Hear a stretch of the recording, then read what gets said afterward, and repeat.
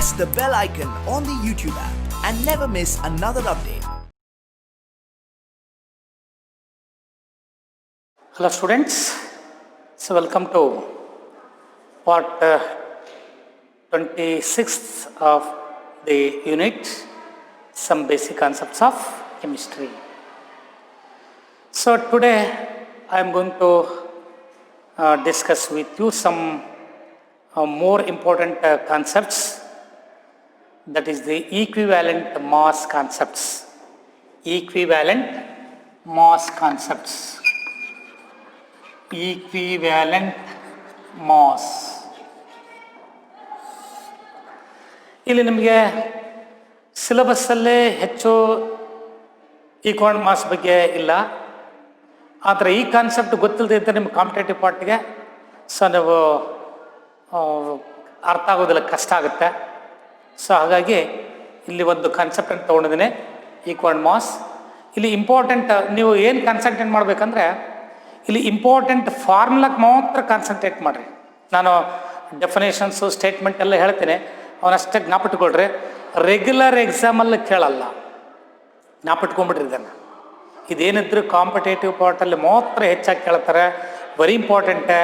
ಆದರೆ N C R T ಸಿಲೆಬಸ್ಸಲ್ಲಿ ಇದು ಇಲ್ಲ, ಆದ್ರೆ ಬೇಕಾಗುತ್ತೆ ನೋಡಿ. ಹಾಗಾದರೆ so what is meant by an equal mass? ಈಗ ನಿಮಗೆ ಅಟಾಮಿಕ್ ಮಾಸ್ ಕೇಳಿದಿರಿ, ಮಾಲಿಕ್ಯುಲರ್ ಮಾಸ್ ಕೇಳಿದಿರಿ, ವೇಪರ್ ಡೆನ್ಸಿಟಿ ಕೇಳಿದಿರಿ, ಇಸ್ ಕ್ಲಿಯರ್. ಸೊ ಹಾಗಾದರೆ ಈಕ್ವಿವ್ಯಾಲೆಂಟ್ ಮಾಸ್ ಅಂದರೆ ಏನು? What is equal mass of metal? What is equal mass of an acid? What is equal mass of base? And what is meant by the equal mass of oxidising agents, reducing agents, salts, equal mass of ions, ಇವೆಲ್ಲ ಬರುತ್ತೆ. ಇಲ್ಲಿ important ಫಾರ್ಮುಲಾಕ್ಕೆ ಚೆನ್ನಾಗಿ ನೀವು concentrate ಮಾಡಿರಿ. But formula ಜ್ಞಾಪಿಟ್ಕೋಬೇಕಾದ್ರೆ ಸ್ವಲ್ಪ theory background ಕೂಡ ಬೇಕಾಗುತ್ತೆ, is clear. So ಹಾಗಾಗಿ so what is meant by an equivalent mass? So ಒಂದು ಡೆಫಿನೇಷನ್ ಬರೀತೀನಿ ಬೋರ್ಡ್ ಮೇಲೆ, ಸೊ ಅದನ್ನು ನೋಡ್ಕೊಂಡ್ರೆ ಮೊದಲು ಈ ಡೆಫಿನೇಷನ್ ನೋಡಿ. Equivalent mass of a substance or an element, it is defined as, so it is defined as the number of parts, the number of parts, number of parts by mass of substance, number of parts by mass of substance are an element which combines with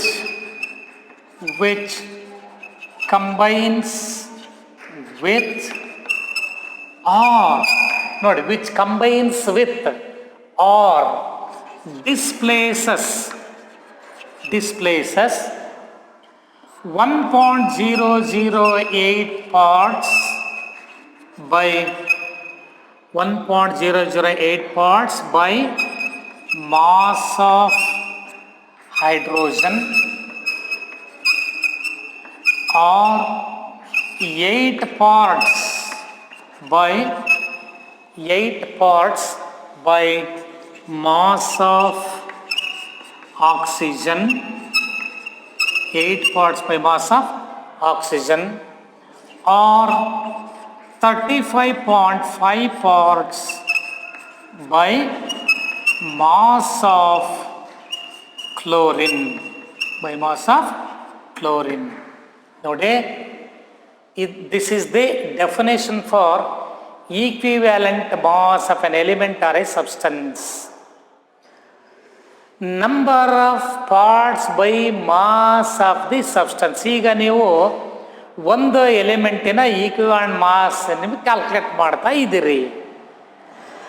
How many number of parts by mass of that element or substance which combines with, ಅದು combine ಆಗ್ಬೋದು, R displaces, ಅದು ಬೇರೆ ಅದನ್ನು displays ಮಾಡ್ಬೋದು, displaces ನೋಡಿ ಯಾವುದನ್ನು 1.008 parts by mass of hydrogen or 8 parts by mass of oxygen or 35 parts by mass of chlorine. ಇವು very important ನಿಮಗೆ ನೋಡಿ.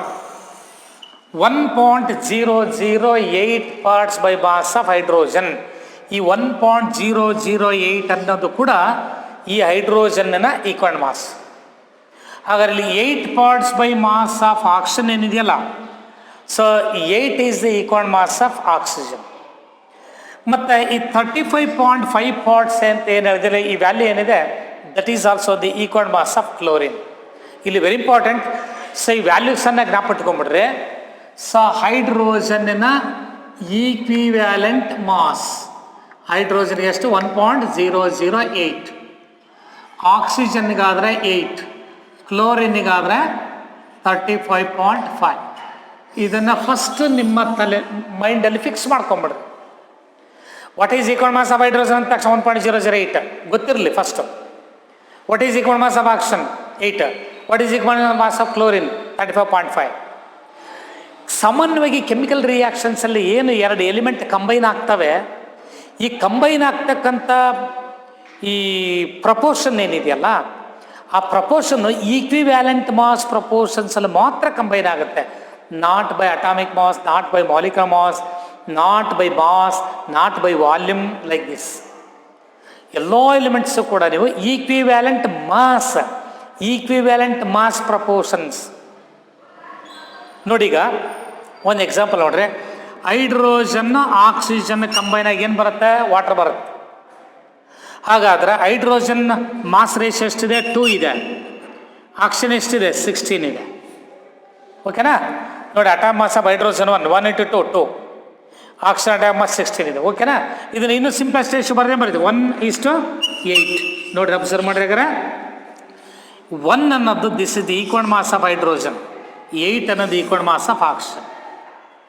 ಸೊ 1 is the 1 ಅಂದ್ರೆ ನಲ್ಲಿ 1 ಎಕ್ಸಾಕ್ಟ್ ವ್ಯಾಲ್ಯೂ 1.008. ಹಂಗೆ ನೋಡಿದ್ರೆ ಇದು ಹೈಡ್ರೋಜನ್ನ ಮಾಲಿಕ್ಯುಲರ್ ಮಾಸ್ 2.016 ಎಕ್ಸಾಕ್ಟ್ ವ್ಯಾಲ್ಯೂ. ನಾನು ಅಪ್ರಾಕ್ಸಿಮೇಟ್ 2 ತೊಗೊಂಡಿದ್ದೀನಿ. 1 ಏನು, so 1 is the equal mass of hydrogen, 8 is the equal mass of oxygen. ಅದೇ ಥರ HCl ತಗೊಳ್ರಿ, HCl. ಸೊ 1:35.5 ತಾನೆ. ನೋಡಿ, 1 is the equal mass of hydrogen, 35.5 is the equal mass of chlorine. It's clear? So similarly, ಈಗ ಗೊತ್ತಿರದೇ ಇರ್ತಕ್ಕಂಥ ತಗೊಳ್ಳೋಣ. Magnesium oxide ಕೇಳಿದಿರಲ್ವಾ?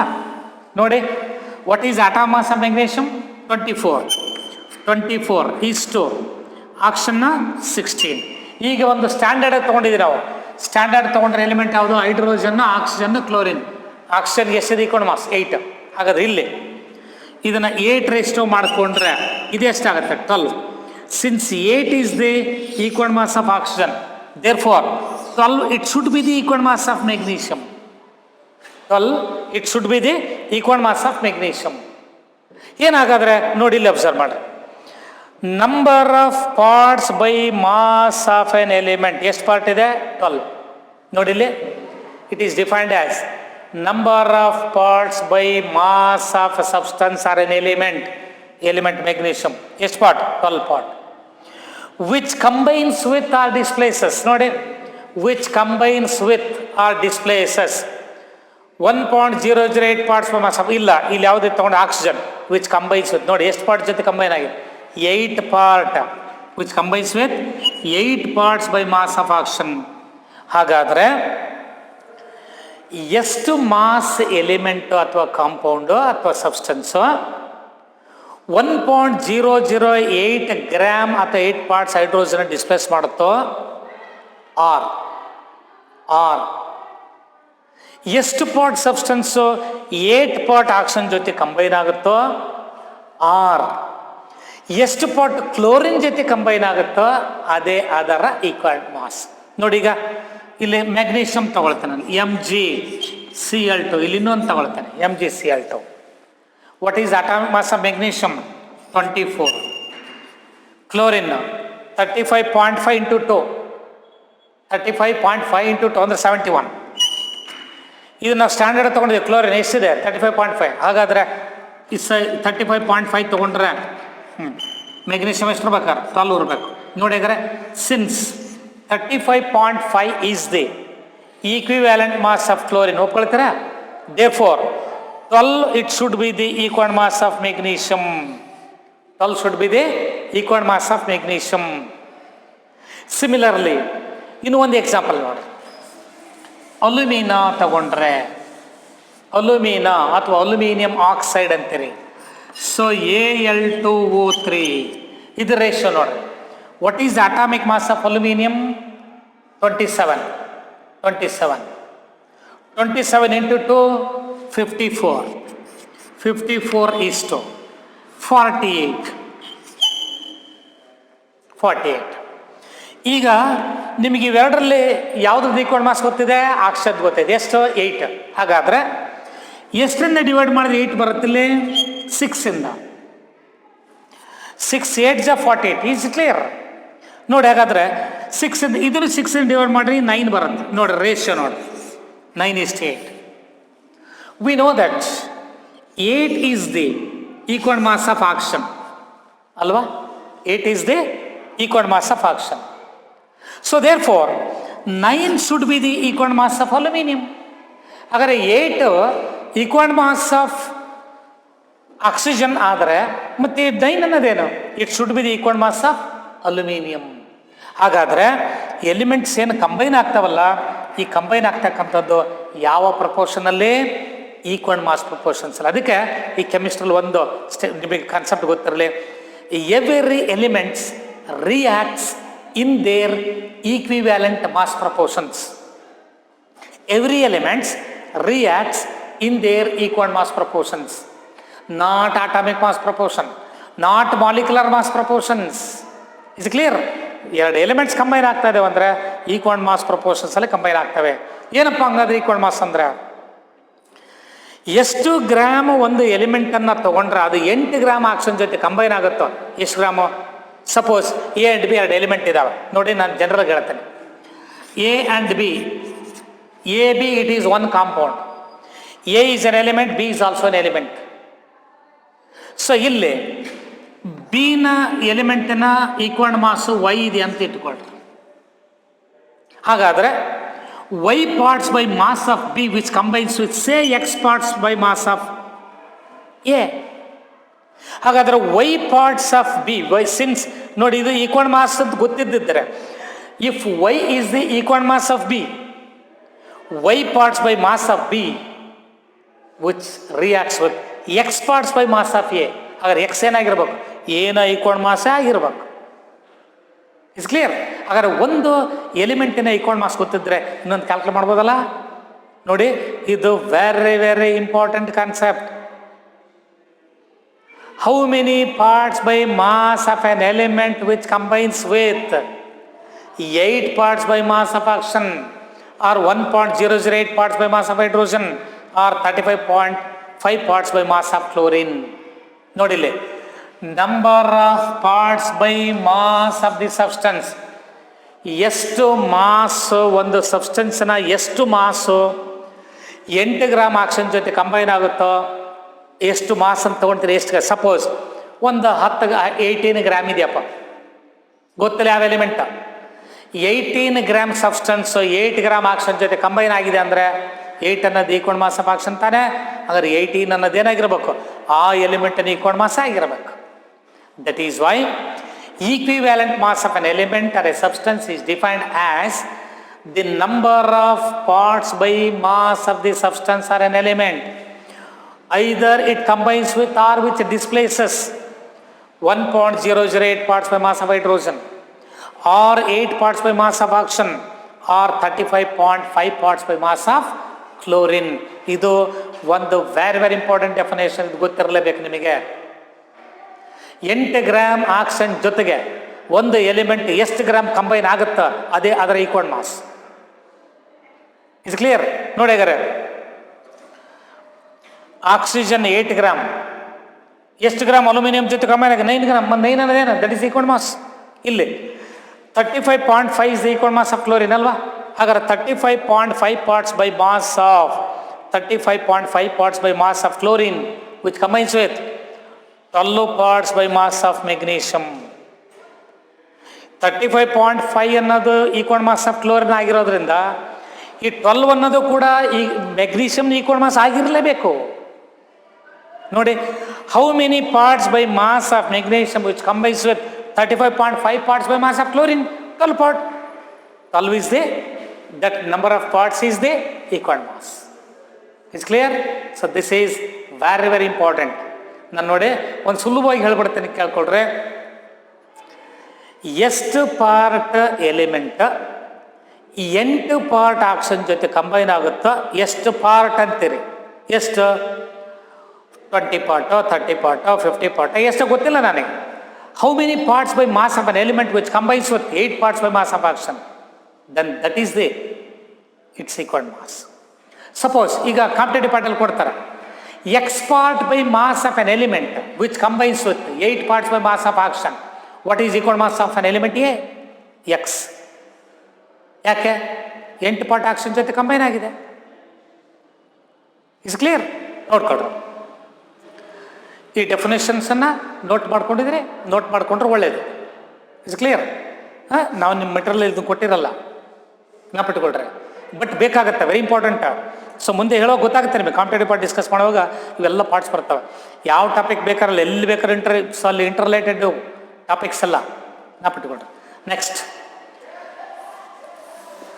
Equivalent mass of ಮೆಟಲಿಗೆ ಬಂದರೆ ನೋಡಿ, ನಾನೀಗ ಈ ಡೆಫಿನೇಷನ್ ನೀವು ಜ್ಞಾಪಿಟ್ಕೊಂಡ್ರೆ ನಾನು ನಿಮಗೆ ಕೆಲವೊಂದು ಫಾರ್ಮುಲಾನ ಬರಿತಾ ಹೋಗ್ತೀನಿ. ಆ ಫಾರ್ಮುಲಾ ವೆರಿ ವೆರಿ ಇಂಪಾರ್ಟೆಂಟ್ ನಿಮಗೆ. Equal mass of an element ಅಥವಾ ಸಬ್ಸ್ಟೆನ್ಸ್ ಗೊತ್ತಾಯ್ತಲ್ಲ. ಎಷ್ಟು ಪಾರ್ಟ್ ಎಲಿಮೆಂಟ್ 8 ಪಾರ್ಟ್ ಆಕ್ಸಿಜನ್ ಜೊತೆಗೆ, ಅಥವಾ 1.008 parts by mass of hydrogen ಜೊತೆಗೆ, ಅಥವಾ 35.5 ಪಾರ್ಟ್ಸ್ ಕ್ಲೋರಿನ್ ಜೊತೆಗೆ ಕಂಬೈನ್ ಆಗುತ್ತೋ ಅಥವಾ ಡಿಸ್ಪ್ಲೇಸ್ಮೆಂಟ್ ಮಾಡುತ್ತೋ, ಅದೇ ಅದರ equal mass. Is clear? How many parts by mass of an element or a substance, either it combines with or it displaces 1.008 parts by mass of hydrogen, or 8 parts by mass of oxygen, or 35.5 parts by mass of chlorine. That is the standard definition for equal mass of an element or a substance. ನೋಡಿ, ಅಂದರೆ equal mass ನೋಡುವಾಗ formula ಇವೆಲ್ಲವನ್ನು note ಮಾಡಿಕೊಡ್ರೆ very important. Atomic mass is equal to, atomic mass of an element is equal to equivalent mass multiplied by valency.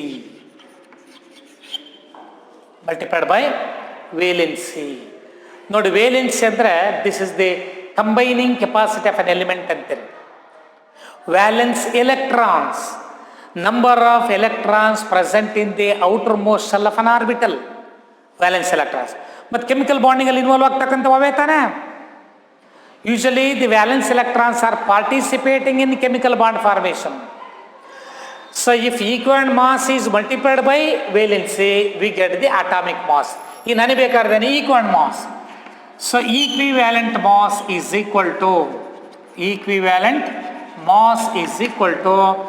atomic mass divided by valency. ನೋಡಿ, ಇದು ಒಂದು formula. ಈಗ for example ಆಗಲೇ ಹೇಳಿದ್ದಾನ, magnesium equal mass ಎಷ್ಟು ಅಂತ ಹೇಳಿದ್ವಿ? 12 ಅಂತ ಹೇಳಿದೆ. ಅಲ್ಯೂಮಿನಿಯಮ್ಗೆ ಎಷ್ಟು ಅಂತ ಹೇಳಿದ್ರಿ? 9 ಅಂತ ಹೇಳಿದ್ರಿ. ಹೌದಾ? ನೋಡಿ, ಹಾಗಾದರೆ so equivalent mass of magnesium, EMG ಅಂದರೆ equal mass of magnesium is equal to atomic mass of magnesium. ನೋಡಿ, atomic mass of magnesium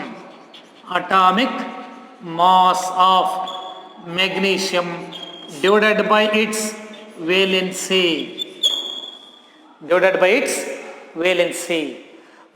So what is the atomic mass of magnesium? 24 ಅಲ್ವಾ? Atomic mass of magnesium is 24 divided by valency. ಗೊತ್ತಾಗಲ್ಲ ಅಂತ ಇಟ್ಕೊಳ್ರಿ. ಮೆಗ್ನೀಷಿಯಮ್ನ ಒಂದು compound ಹೇಳ್ರಿ ನೋಡೋಣ. So ನೋಡಿ, MgCl2, MgO. ಹೌದಾ? ನೋಡಿ, ಹಾಗಾದ್ರೆ ಈ 2 ಅನ್ನೋದೇನಿದು, it is valency of magnesium. ಇಲ್ಲಿ ನೋಡಿ, ಮತ್ತೆ ಇದ್ರ ವೇಲೆನ್ಸಿ 1 ಇದೆ, ಬಟ್ ಇದ್ರ ಆಕ್ಸಿಜನ್ ಸ್ಟೇಟ್ -2 ಇರುತ್ತೆ. ಅವಾಗ ಇದು +2 ಆಗಿರಬೇಕು. ಸೊ ಇಲ್ಲಿ ಕಂಬೈನ್ ಆಗಬೇಕಾದ್ರೆ ನೋಡಿ, magnesium 1s2, 2s2, 2p6, 3s2, ಈ 2 ಎಲೆಕ್ಟ್ರಾನ್ಸನ್ನು ಮಾತ್ರ ಬಾಂಡಿಂಗಲ್ಲಿ ಇನ್ವಾಲ್ವ್ ಮಾಡ್ಕೊಳ್ಳುತ್ತೆ. ಸೊ ಇದ್ರ ವೇಲೆನ್ಸಿ 2 ಇರುತ್ತೆ. Is clear? So 24 divided by valency 2 it is equal to 12. ನೋಡಿ 12 ಅನ್ನೋದೇನಾಗಲ್ಲ equal mass of magnesium. Similarly, equivalent mass of aluminium is equal to aluminium na atomic mass 27. Valency ಎಷ್ಟು ಅಲ್ಯೂಮಿನಿಯಂಗೆ ನೋಡಿ, ಅದ್ರಲ್ಲಿ ಒಂದು ಕಾಂಪೌಂಡ್ ಅನ್ನು ನೋಡಿದಾಗ AlCl3. ನೋಡಿ ಅಲ್ಯೂಮಿನಿಯಂನ ವೇಲೆನ್ಸಿ 3. ಒಂದು ಅಲ್ಯೂಮಿನಿಯಂ ಆಟಮ್ 3 ಎಲೆಕ್ಟ್ರಾನ್ಸನ್ನು 3 ಕ್ಲೋರಿನ್ ಆಟಮ್ ಜೊತೆಗೆ ಬಾಂಡ್ ಫಾರ್ಮೇಷನ್ ಇನ್ವಾಲ್ವ್ ಮಾಡ್ಕೊಂಡಿದೆ. It's clear? ಸೊ ಇಲ್ಲಿ 1s2 2s2 2p6 3s2 3p1 valence electrons ಎಷ್ಟಿದ್ದಾವೆ? 3 ಇದ್ದಾವೆ. So all the 3 electrons are involved in chemical bond formation. Valency of aluminium is 3. ನೋಡಿ ಇಲ್ಲಿ atomic number of magnesium is 12. 1s2 2s2 2p6 3s2. So there are 2 electrons in their valence shell of magnesium. These 2 electrons are participating in chemical bond formation. ಹಾಗಾಗಿ ಮೆಗ್ನೀಷಿಯಮ್ನ valency 2 ಇದೆ. So ಅದಕ್ಕೆ ನಾವೇನು ಮಾಡಿದಿಲ್ಲ, ಮೆಗ್ನೀಷಿಯಮ್ನ atomic mass divided by its valency 24/2 is equal to 12. Similarly, atomic mass of aluminum is 27. Its valency is 3. It is equal to 9. ನೋಡಿ 9 is the equal mass of aluminum. ಅದಕ್ಕೆ valency ಗೊತ್ತಿದ್ದು atomic mass ಗೊತ್ತಿದ್ರೆ so ನೀವು ಎಲಿಮೆಂಟಿನ ಅಟಾಮಿಕ್ ಮಾಸನ್ನೇ calculate ಮಾಡ್ಕೋಬೋದು. So ಇದು ಒಂದು formula. So atomic mass is equal to equal mass multiplied by valency. ನಮಗೆ ಬೇಕಾಗಿರೋದು ಯಾವುದು? Equal mass. Equal mass is equal to atomic mass by valency. Is clear? Then another one. ಈಗ ಸಪೋಸ್ ಅಯಾನ್ಸಿಗೆ ಬಂದರೆ ಅಂತ, ಹಾಗಾದರೆ ಅಯಾನ್ಸ್ನ ಈಕ್ವಲ್ ಮಾಸನ್ನು ಹೇಗೆ ಹೇಳೋದು? ಅಯಾನ್ಸ್ನ equivalent mass of ions. Second one equivalent mass of ions. Ion ಅಂದ್ರೆ ನಾವು ಇದನ್ನ ರ್ಯಾಡಿಕಲ್ ಅಂತೀವಿ. ಸೊ ಇಲ್ಲಿ ಆ್ಯನಯಾನ್ಸ್ಗೆ ಆ್ಯಸಿಡ್ ರ್ಯಾಡಿಕಲ್ ಅಂತಾರೆ, ಕ್ಯಾಟಯಾನ್ಸ್ಗೆ ಬೇಸಿಕ್ ರ್ಯಾಡಿಕಲ್ಸ್ ಅಂತ ಕರೀತಾರೆ. ಬಟ್ ಇಲ್ಲಿ ಅಯಾನ್ ಅಂದ್ರೆ ಮತ್ತೆ ಆರ್ಗ್ಯಾನಿಕಲ್ಲಿ ರ್ಯಾಡಿಕಲ್ ಅನ್ನೋದು ಬೇರೆ ಇದೆ. ಸೊ ಅಲ್ಲಿ ಆಡ್ ಎಲೆಕ್ಟ್ರಾನ್ ಸ್ಪೀಸೀಸ್ಗೆ ರ್ಯಾಡಿಕಲ್ಸ್ ಅಂತಾರೆ, ಅದು ಆಮೇಲೆ ನೋಡೋಣ. ಇಲ್ಲಿ ಅಯಾನ್ಸ್ ಕೇಳಿದಿರ್ತಾನೆ. ಒಂದು ಸಾಲ್ಟನ್ನು ವಾಟ್ರಿಗೆ ಆ್ಯಡ್ ಮಾಡಿದ್ರೆ ಆ ಸಾಲ್ಟ್ ವಾಟ್ರಲ್ಲ ಅಯೋನೈಸೇಷನ್ ಆಗಿ ಅಯಾನ್ಸ್ ಬರುತ್ತೆ, ಕೇಳಿದಿರಿ. When sodium chloride is added to water, sodium chloride undergoes ionization to form Na+ and Cl-. Na+ ಏನು? ಅಯಾನ್. Cl- ಏನು? That is also ion. ಅಂದರೆ equal mass of ion is equal to, ನೋಡಿ formula mass of ion ಅಥವಾ mass of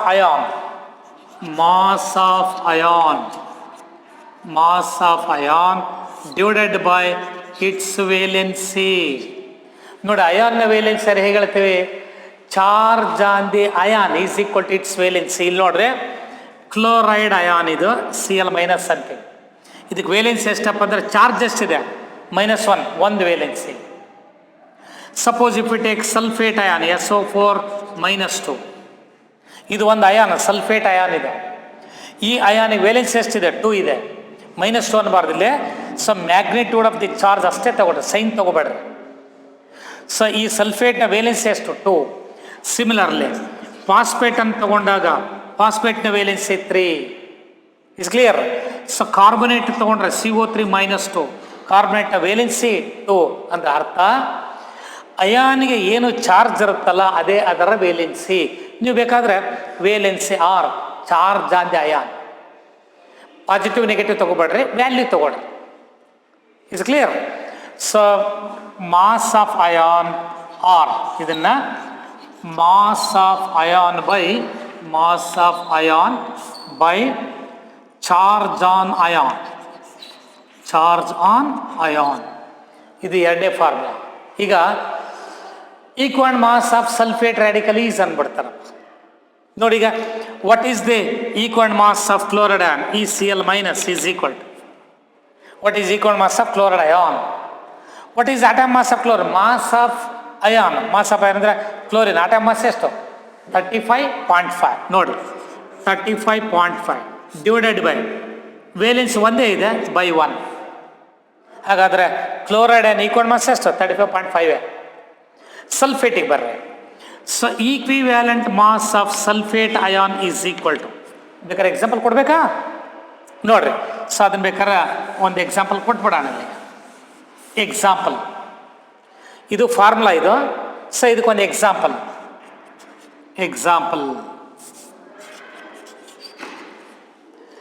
equivalent mass of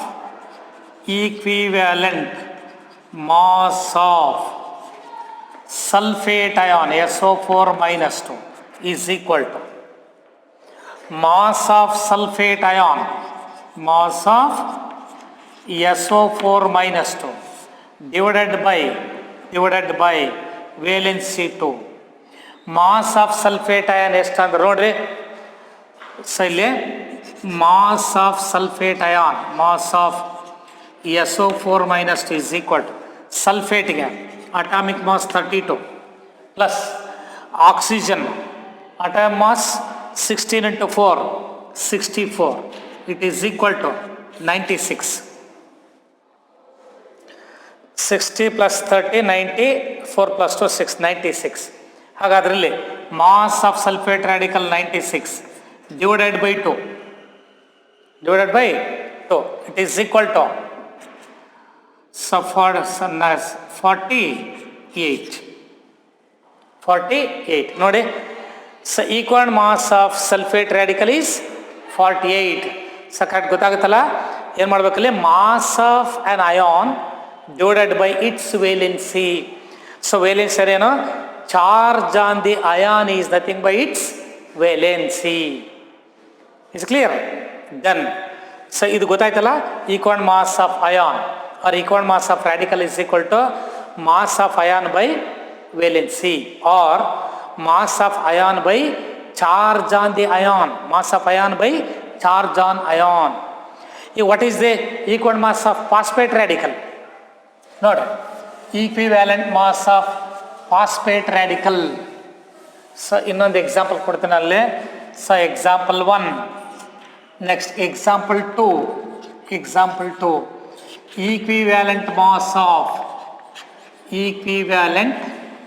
mass of phosphate radical PO4 minus 3 is equal to mass of phosphate radical PO4 minus 3 divided by its valency 3.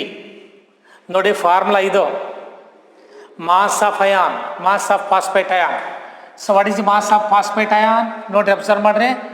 So ಫಾಸ್ಫರಸ್ಗೆ atomic mass 31, ಆಕ್ಸಿಜನ್ಗಾದ್ರೆ 4 into 16 64.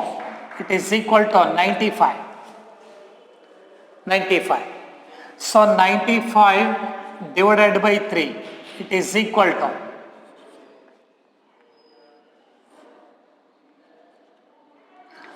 approximately 31.66 is the equivalent mass of phosphate radical. But formula ಗೊತ್ತಿರಲಿ. So equal mass of ion ಅಂತ ಏನು ಮಾಡಬೇಕು? Mass of ion divided by its valency. Valency ಹೆಂಗೆ ion ಹೇಳ್ತೀರಿ? Charge on the ion is equal to its valency. Charge on the ion is equal to its valency. Next third formula ಗೊತ್ತಾಯ್ತಲ್ಲ ಇದು. Next equivalent mass of ionic compound is equal to. ಈಗ ಒಂದು ionic compound ಅನ್ನು ಕೊಡ್ತಾರೆ ನಿಮಗೆ, equal mass ಎಷ್ಟಿರ್ತದೆ ಅಂತ. Third one equivalent mass of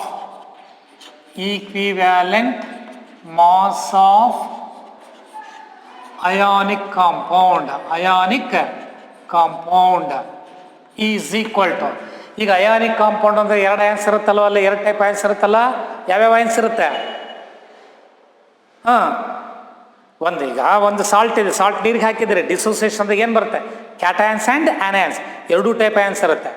so ಹಾಗಾಗಿ equal mass of ionic compound is equal to equivalent mass of cation, equivalent mass of cation plus equivalent mass of anion. ಅಂದರೆ equal mass of positive ion and equal mass of negative ion. ಇದು ಇನ್ನೊಂದು formula ನಾವು ಪಟ್ಕೊಡ್ರಿ. ಇದಕ್ಕೊಂದು example ನೋಡ್ರಿ. Example, ಈಗ sodium sulphate ಇದೆ ಅಥವಾ sulphuric acid ಇದೆ. ಸಲ್ಫ್ಯೂರಿಕ್ ಆ್ಯಸಿಡ್ ನೋಡ್ರಿ, H2SO4 it ionises to form 2H++ SO4 -2. Is clear? ಈಗ ಇಲ್ಲಿ equivalent mass of H2SO4 is equal to, ನೋಡಿ ಇದು ಒಂದು ಅಯಾನಿಕ್ ಕಾಂಪೌಂಡ್, ಇದು ಡಿಸೋಸಿಯೇಷನ್ ಆಗುತ್ತಲ್ವಾ, ಇದು ಅಯಾನಿಕ್ ಕಾಂಪೌಂಡ್ ಎಕ್ಸಾಂಪ್ಷನ್ ಮಾಡ್ಕೊಂಡು ಏನು ಬರೀಬೋದಾಗ್ರೆ? Equivalent mass of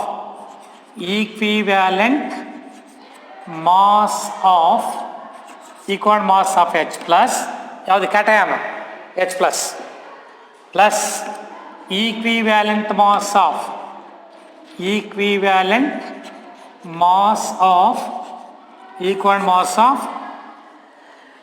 anion. Anion means negative ion. ಇಲ್ಲಿ ಜ್ಞಾಪಿಟ್ಕೊಳ್ರಿ, cation means positive ion, anion means negative ion.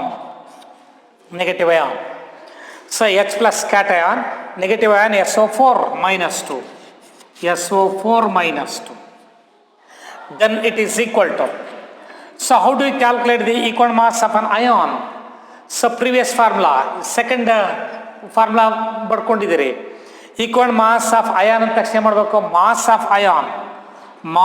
Of ion by valency, mass of H plus divided by valency plus mass of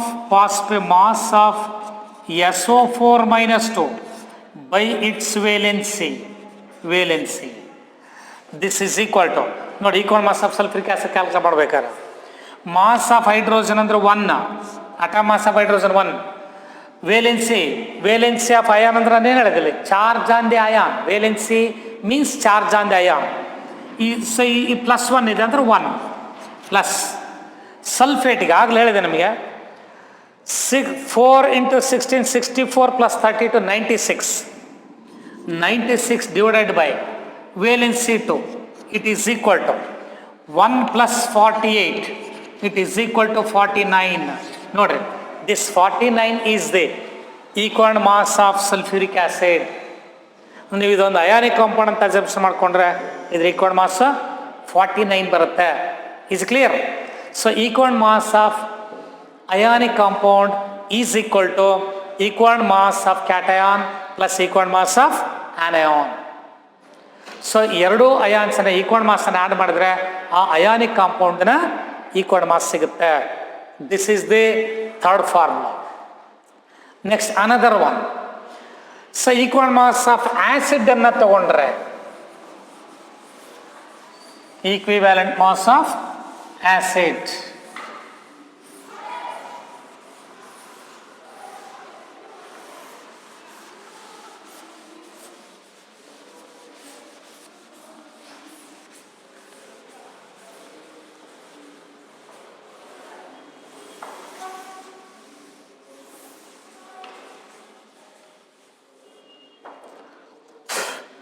ಇಲ್ಲಿ very important. ಕ್ಲೀನಾಗೆ ಫಾರ್ಮುಲಾಸನ್ನು ಚೆನ್ನಾಗಿ ಹಾಕ್ಬಿಟ್ರು, ಮತ್ತು concept ಗೊತ್ತಿರ್ಬೇಕು ನಿಮಗೆ. ಈಗ ನಿಮ್ಮ ಫಾರ್ಮುಲಾ ಗೊತ್ತಿದೆ, ಕ್ಯಾಲ್ಕುಲೇಷನ್ ಮಾಡಕ್ಕೆ ಬರ್ದಿದ್ರೆ ಏನು ಮಾಡ್ತೀರಿ ಅಲ್ವಾ? ನೋಡ್ರಿ ನೆಕ್ಸ್ಟ್ ಫಿಫ್ತ್ ಒನ್ನ equivalent mass of acid.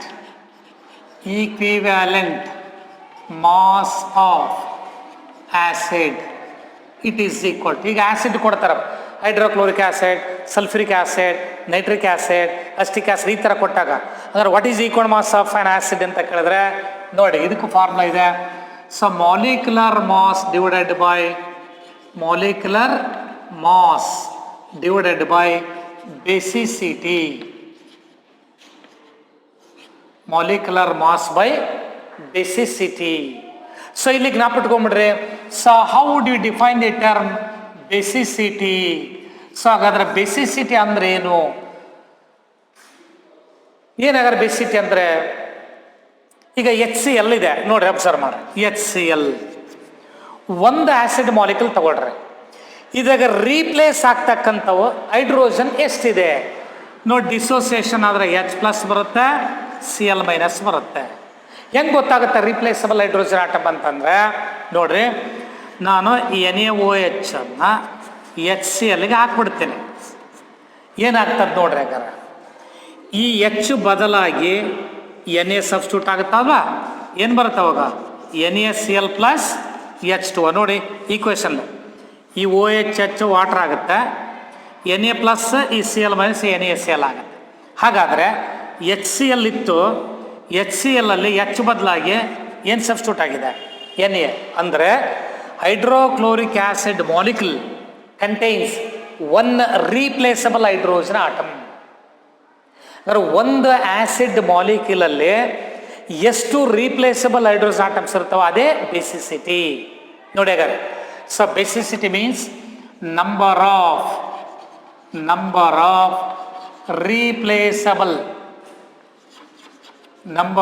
replaceable hydrogen atoms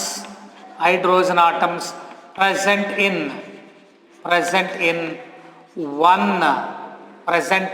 ಇದು very important, present in one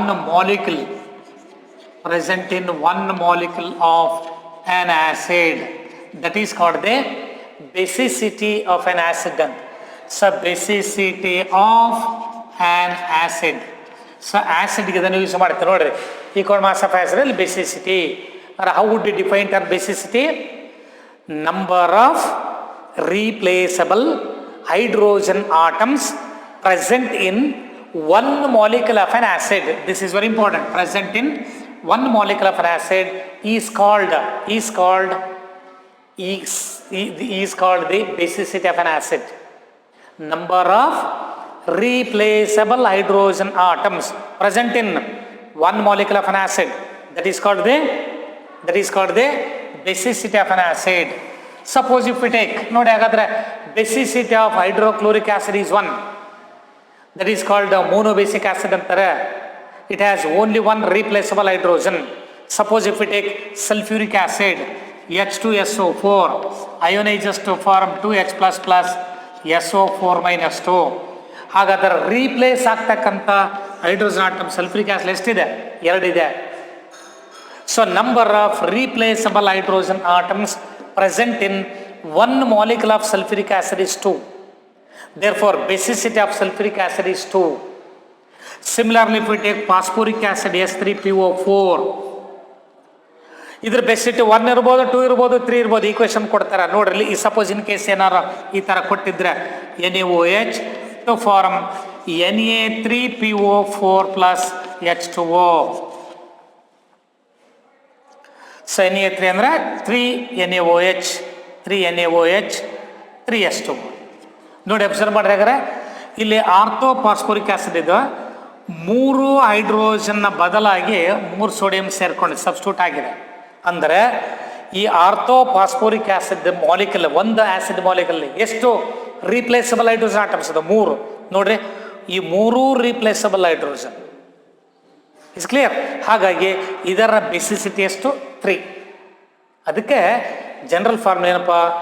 so molecular mass by basicity, that is the equal mass of acid. Acid ಅಂದ ತಕ್ಷಣ ಏನು ಕ್ಯಾಲ್ಕುಲೇಟ್ ಮಾಡ್ಕೋಬೇಕಲ್ಲಿ? Basicity. What is mean by basicity? Number of replaceable hydrogen atoms present in one molecule of an acid is called basicity of an acid.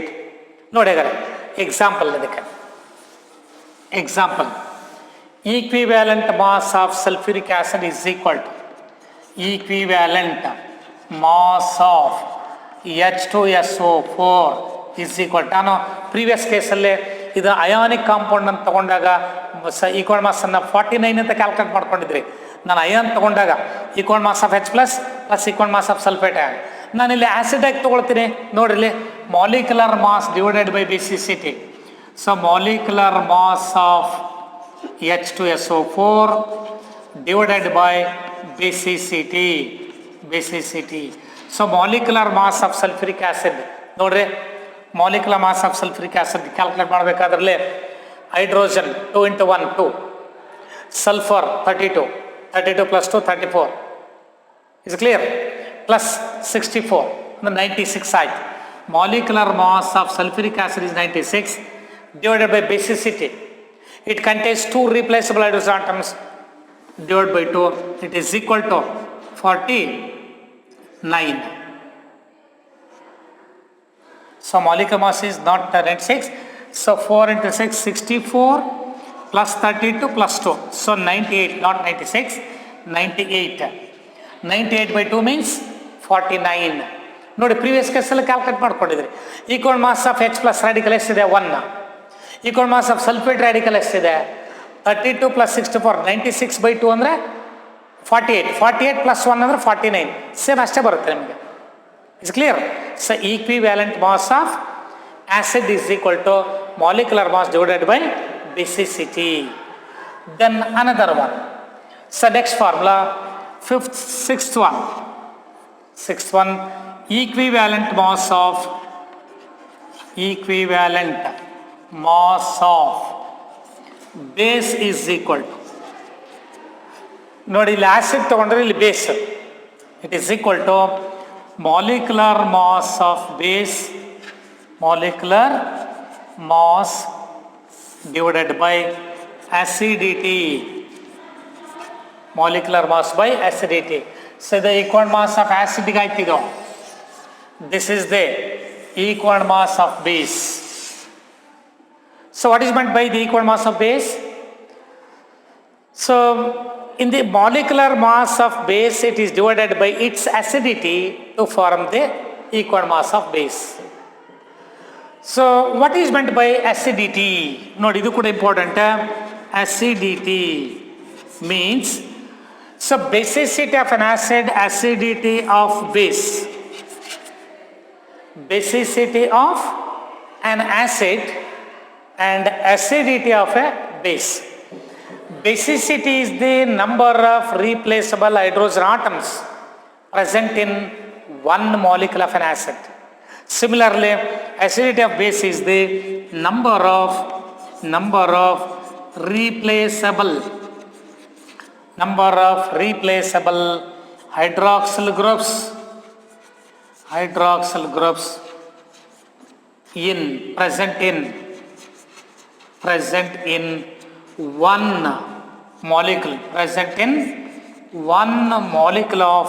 present in one molecule of base is called acidity of a base.